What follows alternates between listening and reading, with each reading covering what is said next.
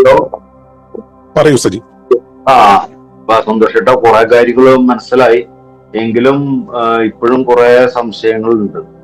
നമുക്ക് ഈ വിദ്യാഭ്യാസം കൊണ്ട് നമുക്ക് ഒരുപാട് ബെനിഫിറ്റും കാര്യങ്ങളും ഇപ്പൊ ഉണ്ടല്ലോ. പക്ഷെ അതൊരു പ്രകൃതിയിൽ നിന്നുമുള്ള ഒരു അകന്നുപോക്ക് ആണ് എന്നാണ് സന്തോഷത്തിന്റെ സംസാരത്തിൽ നിന്ന് മനസ്സിലായത്.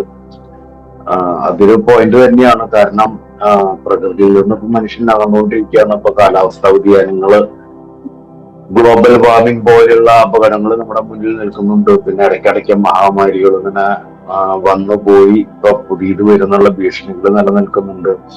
പക്ഷെ പ്രകൃതിയോട് ചേർന്ന് നിൽക്കുക എന്ന് പറയുമ്പോ അതിലൊരുപാട് ദോഷങ്ങളും നമുക്കില്ലേ. ഇപ്പോ ഉദാഹരണം പറയുകയാണെങ്കിൽ നമ്മളിപ്പോ ഉപയോഗിക്കുന്ന ഈ പല മരുന്നുകൾ, ഇപ്പൊ ആന്റിബയോട്ടിക്കുകൾ, അതുപോലെ തന്നെ ഒരുപാട് അസുഖമുള്ളവര് ഒക്കെ ഉണ്ടല്ലോ, പ്രഷർ, ഷുഗർ, അങ്ങനത്തെ അസുഖമുള്ളവര് എല്ലാം ഉണ്ട്. പക്ഷെ മരുന്നുകൾ ഇല്ലാതായി കഴിഞ്ഞാല്, ഞാനൊരു ഉദാഹരണം പറയുകയാണ്, മരുന്നുകൾ ഇല്ലാതായി കഴിഞ്ഞാല് ഒരുപാട് കൂട്ടമരണങ്ങൾ ഈ ലോകത്ത് സംഭവിക്കില്ലേ.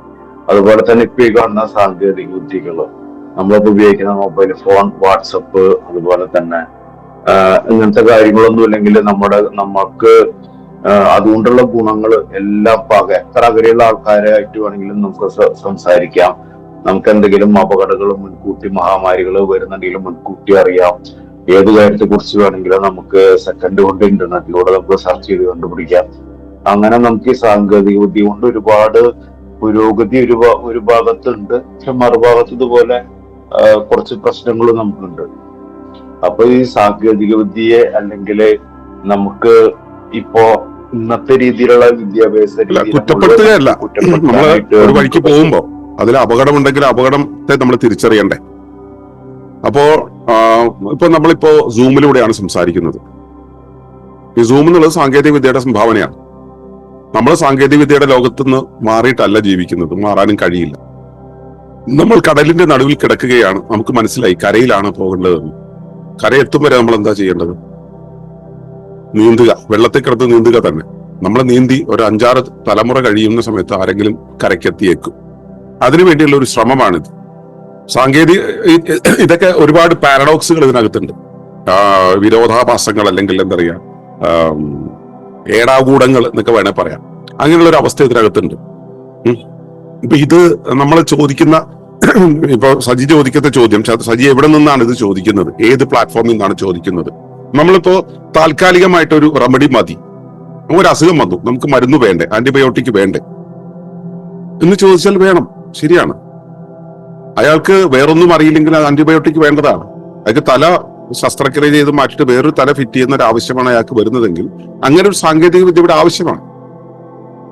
2 ദിവസം ഭക്ഷണം കഴിക്കാതെ ഒരിടത്ത് കിടന്നു കഴിഞ്ഞാൽ തീരുന്ന ഒരു കാര്യത്തിന് നമ്മള് ഈ ഇത്രയും വലിയ സാങ്കേതിക വിദ്യ ഉണ്ടായേ പറ്റൂ എന്ന് നമ്മൾ ശഠിക്കുകയാണെങ്കിൽ, നമ്മൾ അതിന്റെ പഴയൊരു പോസ്റ്റർ തന്നെയുണ്ട്, കയറിന്റെ കുരുക്കഴിക്കാൻ സ്പാനറും ഡ്രില്ലിംഗ് മെഷീനും വേണമെന്ന് വിശ്വസിക്കുമ്പോൾ നമുക്കതിലൊന്നും ചെയ്യാൻ കഴിയില്ല. അങ്ങനെയാണ് ചെയ്യേണ്ടത് എന്ന് നമ്മൾ പഠിച്ചു വെച്ചാൽ നമുക്ക് അങ്ങനെ പോകാനേ കഴിയും.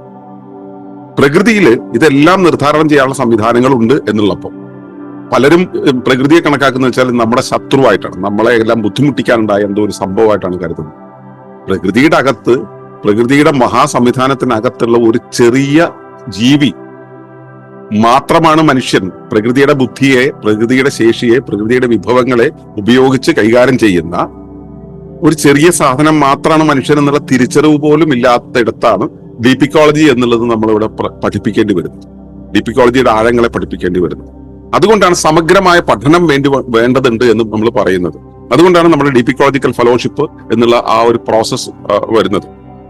ഇവിടെ നമ്മള് ഇപ്പൊ ഇങ്ങനെയുള്ള ചോദ്യങ്ങൾ കൊണ്ടുവരുന്ന, ശരിക്കും ന്യായമായിട്ട് ഇത്തരം ചോദ്യങ്ങൾ ഉള്ളിലുള്ള ആളുകളോട് ഞാൻ പലപ്പോഴും പറയാറുള്ള ഒരു കാര്യം എന്ന് വെച്ചാൽ, നിങ്ങൾക്ക് ഇതിന്റെ ഈ ചോദ്യത്തിന്റെ ഒരു ബേസ് തീരണം എന്നുണ്ടെങ്കിൽ നിങ്ങൾ ചെയ്യേണ്ട ഒരു കാര്യം എന്താന്ന് വെച്ചാൽ, ഒരു 15 വർഷം എന്റെ കൂടെ വന്ന് ജീവിക്കുക. എന്റെ കൂടെ വന്ന് ജീവിക്കുക എന്ന് വെച്ചാൽ, ഇതിപ്പോ സാധാരണ വീടുകളിൽ ജീവിക്കുന്നവർക്ക് മറ്റൊരാളുടെ വീട്ടിൽ പോയി താമസിക്കാൻ പറ്റുമോ എന്നൊക്കെ ചിന്തിക്കാം. ഞാൻ കമ്മ്യൂണിനകത്ത്, ഗുരുകുലത്തിനകത്താണ് ജീവിക്കുന്നത്. ഞാൻ 1994 മുതൽ കമ്മ്യൂണിനകത്താണ് ജീവിക്കുന്നത്. ഞങ്ങൾ കൂട്ടമായിട്ട് ജീവിക്കാം. ഇപ്പൊ എന്റെ കൂട്ടത്തില് എന്റെ ഭാര്യയും എന്റെ രണ്ടു മക്കളും എന്റെ അമ്മയും ആണ് പ്രധാനമായിട്ടുള്ളത് എന്നുള്ളത് വെളിയിൽ നിന്ന് നോക്കുമ്പോൾ അത് വീടായിട്ട് തോന്നും. ദർശനുണ്ട് ഇവിടെ. ഇപ്പോ മറ്റേ നമ്മുടെ എന്താ പറയാ, ഫർഹാന്റെ അച്ഛനുണ്ട് ഇവിടെ, പിന്നെ ഇത്രയും പേരാണ് ഇവിടെ ഉള്ളത്. പിന്നെ മോന്റെ കൂട്ടുകാരുണ്ട് ഇവിടെ. അപ്പൊ ഇങ്ങനെ കുറച്ചു പേരാണ് ഇവിടെ ഉള്ളത്. പക്ഷെ നിങ്ങൾക്ക് വന്ന് താമസിക്കണോ? ഇത് താമസിക്കാം. ഇതൊരു കൂട്ടുകുടുംബമാണ്. ഇവിടെ വന്ന് താമസിക്കാം. താമസിച്ചിട്ട് നമ്മൾ ഓരോ കാര്യങ്ങൾ ചെയ്യുന്നതിന്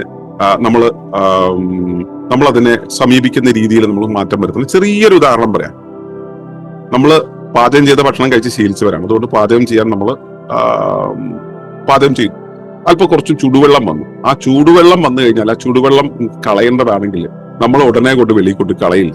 അത് തണുപ്പിക്കും. തണുപ്പിക്കാൻ സമയമില്ലെങ്കിൽ നമ്മൾ വെള്ളം ഒഴിച്ച് തണുപ്പിക്കും. അതിന് എന്തെങ്കിലും ടെക്നിക്കലി എന്തെങ്കിലും ചെയ്തിട്ട് തണുപ്പിക്കും. എന്നിട്ടേ നമ്മൾ വെളിയിൽ കളയുന്നു. എന്തിനാണ് ഇങ്ങനെ ഒരു വൃഥാശ്രമം എന്നൊരാൾ ചോദിച്ചാൽ നമുക്ക് മറുപടിയുണ്ട്. അവിടെയുള്ള സൂക്ഷ്മജീവികൾ ചത്തുപോകരുത്.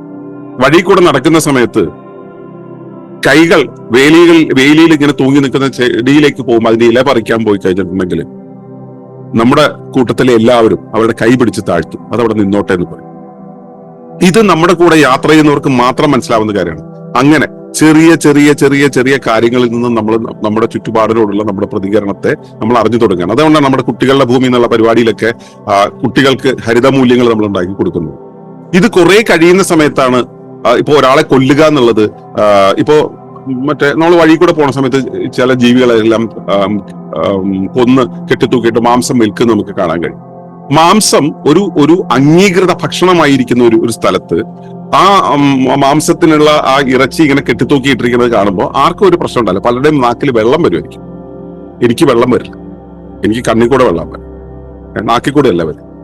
അപ്പോ അതൊരു ധാർമ്മിക പ്രശ്നമാണെന്ന് ആർക്കാണ് മനസ്സിലാവുക? അത് ആ വഴിക്ക് ചെറിയ സംസ്കാരത്തിന്റെ നാൾദിനങ്ങൾ തുടങ്ങുന്ന സമയത്ത് തന്നെ ഇത് ട്രെയിൻഡ് ആയിട്ടുള്ള ആളുകൾക്കാണ് അത് മനസ്സിലാവുക.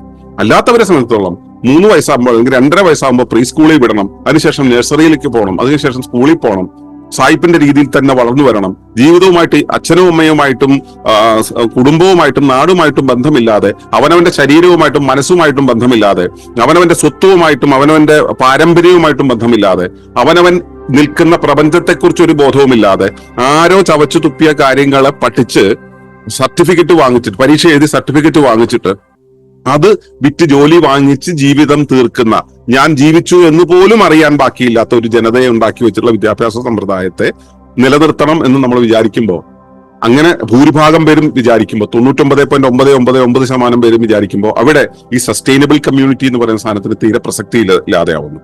എന്തുകൊണ്ടാണ് ഭാരതത്തിന് പുറത്തുള്ള സമൂഹങ്ങളിൽ 10,000-ലധികം ഇക്കോ വില്ലേജുകൾ ഉണ്ടാവുകയും ഇന്ത്യയിലാകെ 2 ഇക്കോ വില്ലേജുകൾ ഉണ്ടാവുകയും ചെയ്തിട്ടുള്ളത്? ആ 2 ഇക്കോ വില്ലേജുകളും നടപ്പിലാക്കുന്നത് വിദേശികളാവുന്നത് എന്തുകൊണ്ടാണ്? ഭാരതത്തിന്റെ ഒരു ഘടന കൊണ്ടാണ്. എന്തുകൊണ്ട് കേരളത്തിൽ ഇത്തരം ഒരു സസ്റ്റൈനബിൾ കമ്മ്യൂണിറ്റി ഉണ്ടാകാൻ നോക്കിയിട്ട് ഇതിൽ വരുന്നവരെല്ലാം തന്നെ ഈ കേരള കോൺഗ്രസിന്റെ കാര്യം പറയുമല്ലോ, ഞാൻ പാർട്ടിയെ കുറ്റം പറഞ്ഞതല്ല, സാധാരണ നമ്മൾ പറയാറുണ്ടല്ലോ, പിളരുന്തോറും വളരുകയും വളരുന്തോറും ഇവിടെ ബുദ്ധിജീവികൾ 2 പേരും ഒരുമിച്ച് ജീവിക്കില്ലല്ലോ. എന്തുകൊണ്ടാണ്? എല്ലാവർക്കും സ്വന്തം ദർശനങ്ങളും സ്വന്തം കാഴ്ചപ്പാടുകളാണ്. ഒരുമിച്ച് നിൽക്കാൻ വയ്യ. ഇത് എന്തുകൊണ്ടാണ്? സസ്റ്റൈനബിലിറ്റി എന്നുള്ള സമം നമ്മുടെ അടിത്തറ നമ്മൾ പോകുന്ന സമയത്തും, ഈ ടൈറ്റാനിക് എന്നുള്ള കപ്പല് മുങ്ങുന്ന സമയത്ത് ആ സിനിമയിൽ കണ്ടതാണ് പറയുന്നത് കേട്ടോ. ആ കപ്പല് മുങ്ങുന്ന സമയത്ത് നായകന്റെയും വില്ലന്റെയും പ്രശ്നം അതിലെ നായികയായിരുന്നു. നായികയുടെ മുകളിലുള്ള ഇവർക്കുള്ള താല്പര്യമാണ് അവരുടെ വിഷയം. കപ്പല് മുങ്ങുക എന്നുള്ളൊരു വിഷയമായിട്ട് കണക്കാക്കുന്നില്ല. നമ്മൾ കപ്പല് മുങ്ങുമ്പോഴും നമ്മുടെ പ്രശ്നം എന്ന് പറയുന്നത് നമ്മുടെ കംഫർട്ട്, നമ്മുടെ അവകാശങ്ങൾ, നമ്മുടെ എന്താ പറയുക താല്പര്യങ്ങൾ, ഇത് സംരക്ഷിക്കാനാണ്. ഇവിടെ സമൂഹം നിലനിൽക്കേണ്ടതുണ്ട്, ജീവരാശി നിലനിൽക്കേണ്ടതുണ്ട് എന്നർത്ഥത്തിൽ ആരാണ് ബോധ്യപ്പെടുന്നത്, ആർക്കാണ് അതിന് താല്പര്യമുള്ളത്, അവർക്കാണ് ഈ വിദ്യാഭ്യാസ സമ്പ്രദായം വേണ്ട, ജീവിതത്തെ തിരിച്ചു പിടിക്കുന്ന വിദ്യാഭ്യാസ സമ്പ്രദായം വേണമെന്ന് പറയുന്നത്. പിന്നെ നമ്മളൊന്നും ചെയ്യേണ്ട കാര്യമൊന്നുമില്ല. കുറച്ച് നാൾ കഴിയുമ്പോൾ ഇത് തനിയെ സംഭവിച്ചോളൂ. ഞാൻ പറഞ്ഞല്ലോ, 2030 പുതിയ ലോകക്രമം വരുന്നതോടുകൂടി ഇന്ന് ഇതിന് കൊടിയും പിടിച്ച് നടക്കുന്ന ഭൂരിഭാഗം പേരും നിഷ്കാസിതരാവും. പിന്നെ അന്ന് സ്വാശ്രയത്വത്തിന് മുൻതൂക്കം കൊടുത്തിട്ട് ഒരുമിച്ച് ജീവിക്കാൻ തയ്യാറെടുക്കുന്ന ആളുകൾക്ക് മാത്രമേ ഇവിടെ നിലനിൽപ്പ് ബാക്കിയുണ്ടാവുള്ളൂ. ഈ ലോകത്തെ നിയന്ത്രിക്കുന്ന ആളുകളും അത് തന്നെയാണ് 11ാമത്തെ സസ്റ്റൈനബിൾ ഡെവലപ്മെന്റ് ഗോൾസിൽ 11ാമത്തെ ക്ലോസ് ആയിട്ട് വെച്ചിട്ടുള്ള സസ്റ്റൈനബിൾ കമ്മ്യൂണിറ്റീസ് ആൻഡ് സിറ്റീസ് എന്നുള്ള ആശയം കൊണ്ടും അവരും അത് തന്നെയാണ് ഉദ്ദേശിക്കുന്നത്. അങ്ങനെ ഒരു സമാജം ഉണ്ടാക്കുക എന്നുള്ളതാണ് നമ്മൾ ഉദ്ദേശിക്കുന്നത്. അതിനു വേണ്ടുന്ന വിദ്യാഭ്യാസമാണ് നമ്മൾ കൊടുക്കേണ്ടത് എന്നാണ് നമ്മൾ വിചാരിക്കുന്നത്. അതിലേക്കാണ് കൊണ്ടുപോകുന്നത് സജി. എനിക്കിതാണ് സജി ചോദിച്ച ചോദ്യത്തിന് ആകത്തുക ആയിട്ട് പറയാനുള്ളത്. ഓക്കെ, സജിയുടെ ക്വസ്റ്റ്യൻ മിക്കവാറും എല്ലാവർക്കും വരുന്ന സംശയമാണ്, നമ്മുടെ സാങ്കേതിക അഡ്വാൻസ്മെന്റിൽ നിന്ന് തിരിച്ചെങ്ങനെ പിന്നോട്ട് പോകും എന്നുള്ളത്. നമ്മൾ തിരിച്ചു പോകുന്ന രീതിയിലല്ല, ഇതിനെ ശുഭീകരിക്കുന്ന മെത്തേഡാണ് നമ്മൾ നോക്കുന്നത്. ഇതിനെ തിരിച്ചു പോയാൽ മിക്കവാറും നടക്കത്തില്ല. അപ്പൊ അതിന് പകരം ആ സാങ്കേതികതയെ ശുഭീകരിക്കുക, സാങ്കേതികതയിലുള്ള ന്യൂനതകൾ ഇല്ലാതാക്കി അതിനെ ശുഭീകരിച്ചു കൊണ്ടിരുന്നത് എങ്ങനെയാണെന്നുള്ളതാണ് നമ്മൾ ഉദ്ദേശിക്കുന്നത്. അല്ലാതെ പ്രാകൃതമായ ഒരു രീതിയിൽ തിരിച്ചു പോകുക എന്നുള്ള, ഗോത്ര സംവിധാനത്തിൽ തിരിച്ചു പോകുക എന്നുള്ള ഒരു രീതിയിലല്ല പറയുന്നത്. അതുമല്ല, ഈ ഇതിലോട്ട് ശുഭീകരിക്കുന്നതിന് വളരെയധികം സ്റ്റേജസ് ഉണ്ട്. വളരെ സ്റ്റെപ്പ് ബൈ സ്റ്റെപ്പായിട്ട് മാത്രമേ ട്രാൻസിഷൻ നടക്കുകയുള്ളൂ. ഒരു ഗ്രാജുവലായിട്ടൊരു പരിവർത്തനമേ നടക്കുകയുള്ളൂ ഇവിടെ.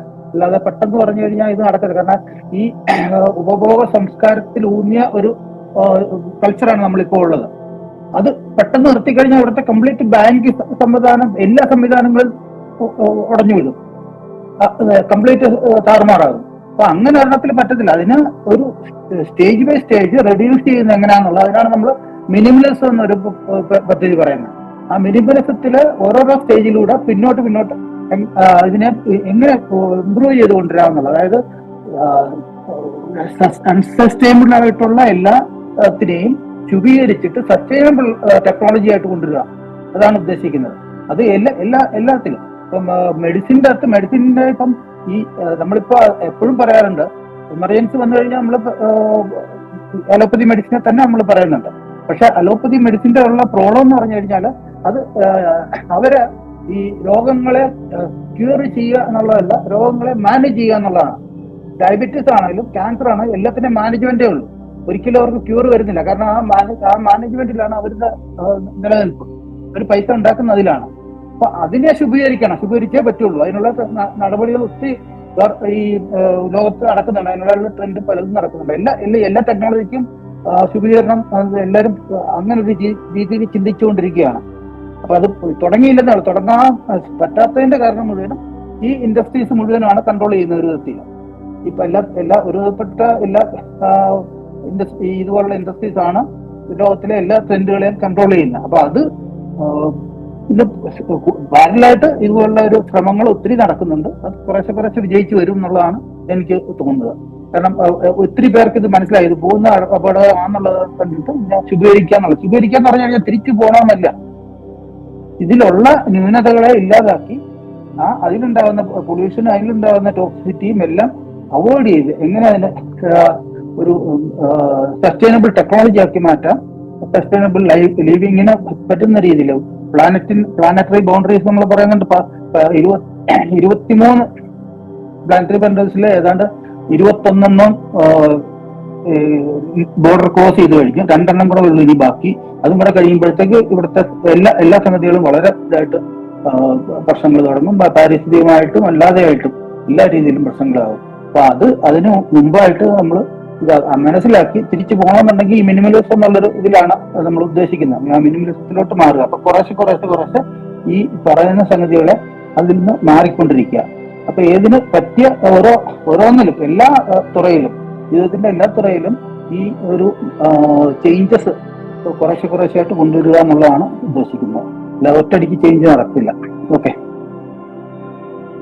വർഗീസേട്ടൻ ഇപ്പൊ പറഞ്ഞില്ല എന്തോ 9ാമത്തെ ക്രോസ് ചെയ്തു, അങ്ങനെ എന്തോ പെട്ടെന്ന് ഇങ്ങനെ പറഞ്ഞു പോയപ്പോ എനിക്കത് മനസ്സിലായില്ല. അതിനെക്കുറിച്ച് വളരെ ഡീറ്റെയിൽ ആയിട്ടുള്ള വീഡിയോസ് നമ്മുടെ ചാനലിൽ കിടക്കുന്നുണ്ട്. ഭൗമ പരിധികൾ എന്ന് പറഞ്ഞിട്ട് കിടക്കുന്നുണ്ട്. ഒന്ന് കാണും. അതുപോലെ തന്നെ ഒളിമ്പസ് സ്വാധ്യായം എന്നുള്ള പേരില് ഒരു 108 സെഷൻസ് ചാനലുണ്ട്. അതൊന്നും ഇരുന്ന് കാണുക. കിളി പോകുന്ന പരിപാടിയാണ്, എന്നാലും ഒന്ന് കണ്ടു നോക്കൂ. കാണുമ്പോൾ എന്തുകൊണ്ടാണ് നമ്മൾ ഇവിടെ എത്തിയത്, എങ്ങനെയാണ് മാറിപ്പോകുന്നത് എന്നുള്ളതിനെ കുറിച്ചുള്ള ഒരു പ്രാഥമിക രൂപം കിട്ടും. ബാക്കിയുള്ളത് അനുവാചകന്റെ സ്വാതന്ത്ര്യത്തിന് വിടുകയും അനുവാചകന്റെ ഉത്തരവാദിത്തമായിട്ട് നമ്മൾ വെച്ചിരിക്കുകയാണ്. അതായത് നിങ്ങൾ പഠിക്കേണ്ടതുണ്ട് എന്നുള്ളതാണ് നമ്മൾ മുന്നോട്ട് വയ്ക്കുന്ന ആശയം. അല്ല ഞങ്ങൾ പറയുന്നത് കേൾക്കുക എന്നുള്ളതല്ല. അതെ ഒളിമ്പസ് ഡോക്ടർ. ഓക്കെ.